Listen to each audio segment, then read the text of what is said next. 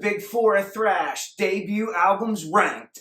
Metallica hit the lights and hit the scene with Kill 'Em All. On July 25th, 1983, this landmark album blew the doors off of metal. This album is the standard by which every metal band since has been judged by, but every one has fallen short. I always thought that the hammer pictured on the cover emulated the old guard of metal and how they were smashed to pieces, with the pool of blood just being left in its wake. This record is a must for every die-hard metal fan. Standout tracks are the Four Horsemen, Whiplash, Seek and Destroy. Slayer was the next band out of the Big Four to release their album only a few months after Metallica's Kill 'Em All. Slayer's Show No Mercy, which was released on December 3rd, 1983. And while both bands come from Southern California, that's about all they share together. Slayer took a decidedly darker approach, mostly singing about satanic themes and the occult. While the speed was there with both guitarists, Jeff Hanneman and Kerry King, this would be the most harmonious release of their entire discography. The production and the sound of the twin guitar harmonies align closer to bands like Judas Priest and Iron Maiden. Dave Lombardo absolutely punishes the drums, and bassist Tom Araya's blood-curdling shrieks fill out the bottom end, all while preaching diabolical content to the masses. Standout tracks on Show No Mercy are The Antichrist, Die by the Sword, and Black Magic. Anthrax was the third band of the Big Four to release their debut album,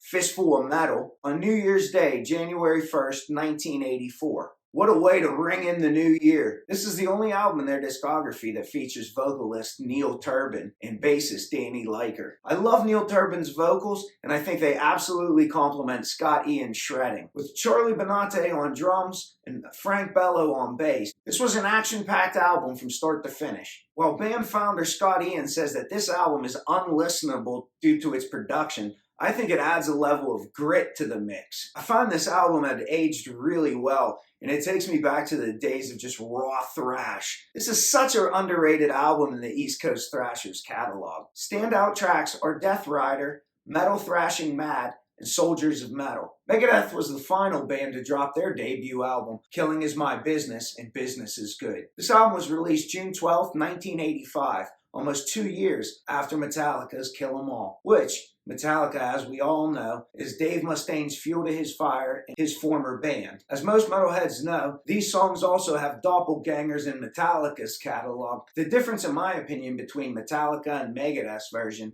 is the speed and precision that Megadeth guitarists Dave Mustaine and Chris Poland took it to. The low end's filled out by bassist Dave Ellefson and drummer Gar Samuelson, who balanced out the ferocity of Poland and Mustaine and kept everything nice and tight. This album holds up to any album today or yesterday in metal, in my opinion. Standout tracks are Love You to Death, Last Rites, and my favorite, Mechanics. It was extremely difficult for me to rank these four albums, but here's what I came up with. At number 4, Anthrax's Fistful of Metal. At number 3, Slayer's Show No Mercy. Number 2's Metallica's Kill 'Em All, leaving number 1, Megadeth's Killing Is My Business and Business Is Good. What is your ranking of these four iconic thrash metal albums?